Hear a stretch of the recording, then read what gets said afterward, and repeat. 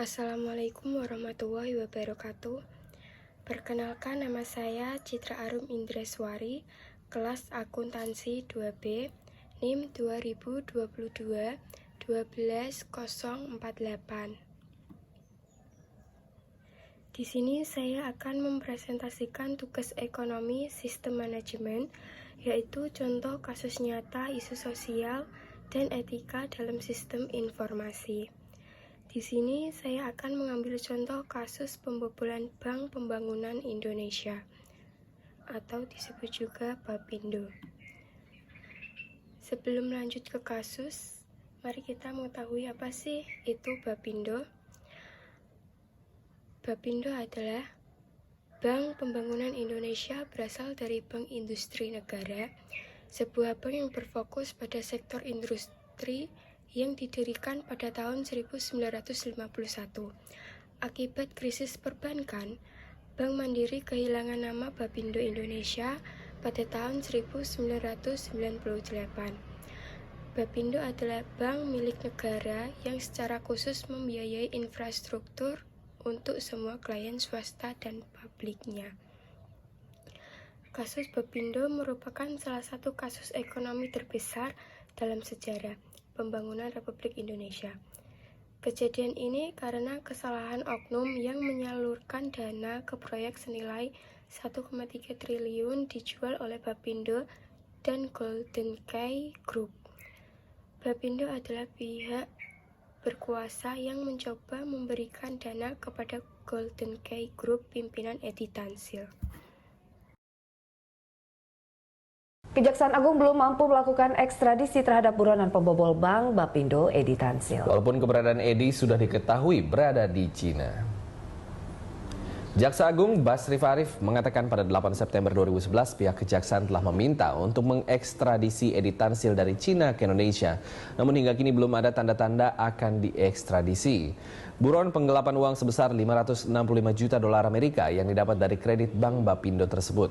Sementara buronan kasus bantuan likuiditas Bank Indonesia BLBI Adrian Kiki Aryawan akan diekstradisi dari Australia paling lambat Februari 2014. Dalam catatan akhir tahun kejaksaan, institusi tersebut berhasil menangkap buron sebanyak 63 orang sepanjang tahun 2013. Rinciannya, 28 orang berstatus tersangka, 3 orang terdakwa, dan 32 orang terpidana. Rencana eksekusi terhadap Adrian Kiki Aryawan yang pernah saya sampaikan bahwa yang bersangkutan akan kita eksekusi, dan ini sekarang dalam proses administrasinya, dan mudah-mudahan awal tahun 2014 kita bisa eksekusi, karena ini kita diberikan batasan waktu sampai dengan Februari. Menganalisis kasus pembocoran Bank Pembangunan Indonesia. Yang pertama, termasuk dalam dimensi apakah permasalahan isu sosial dan etika dalam sistem informasi yang Anda temukan? Jelaskan.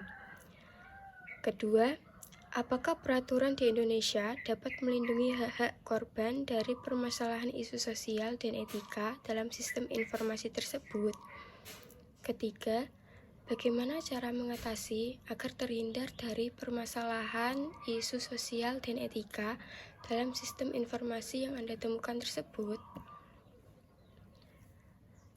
Termasuk ke dalam dimensi moral apakah permasalahan isu sosial dan etika dalam sistem informasi yang Anda temukan? Jelaskan. Setelah saya amati, kasus pembobolan Bank Pembangunan Indonesia atau Bapindo ini termasuk dalam dimensi moral hak dan kewajiban informasi. Karena dimensi ini adalah tentang melindungi ruang pribadi individu melalui intervensi atau pembatasan kebebasan individu, yaitu perolehan informasi tanpa persetujuan dari orang yang bersangkutan. Selain itu, kasus pembobolan Bank Pembangunan Indonesia atau Bapindo ini termasuk dalam dimensi moral kualitas sistem, karena mengenai standar kualitas sistem informasi yang harus diperhatikan untuk menghindari kegagalan sistem yang diterapkan untuk melindungi informasi perusahaan, agar tidak menimbulkan kekacauan dan kerugian bisnis. Kasus ini terjadi karena kelemahan dalam sistem keamanan dan pengawasan internal Bappindo yang memungkinkan editansil untuk memanipulasi dokumen dan transaksi keuangan. Editansil juga menggunakan kekuatan politik dan hubungan yang kuat dengan pihak-pihak tertentu untuk memperlancar aksinya. Kasus ini juga menunjukkan pentingnya sistem keamanan dan pengawasan internal yang baik dalam industri perbankan. Bank-bank harus memperkuat sistem keamanan mereka dan melakukan pengawasan yang ketat untuk menghindari kejadian serupa. Pemerintah juga harus memperkuat peraturan dan pengawasan untuk mencegah kejahatan di sektor perbankan dan memastikan keamanan dan stabilitas sistem keuangan nasional.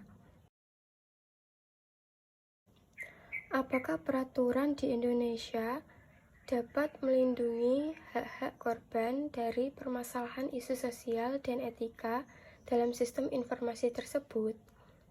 Peraturan yang berlaku di Indonesia dapat melindungi hak-hak korban dari permasalahan isu sosial dan etika dalam sistem informasi yang telah diatur dalam UU No 13 tahun 2006, sebagaimana telah diubah menjadi UU No 31 tahun 2014 tentang perlindungan saksi dan korban. Kejahatan pembobolan bank termasuk dalam kejahatan perbankan dan korupsi. Dalam kasus ini, pasal yang dilanggar berupa 1. UU No 7 tahun 1992 sebagaimana telah diubah menjadi UU No 10 tahun 1998 tentang perbankan. 2. UU No 31 tahun 1999 tentang pemberantasan tindak pidana korupsi.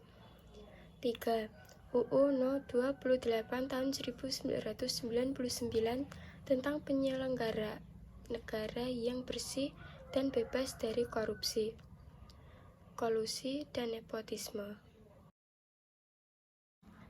Bagaimana cara mengatasi agar terhindar dari permasalahan isu sosial dan etika dalam sistem informasi yang Anda temukan tersebut?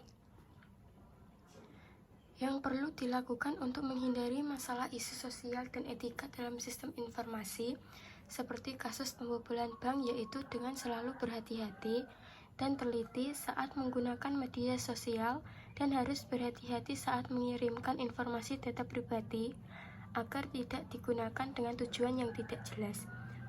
Upaya sistem yang perlu di-upgrade untuk memperkuat keamanan dan pengawasannya agar terhindar dari hal-hal yang tidak diinginkan.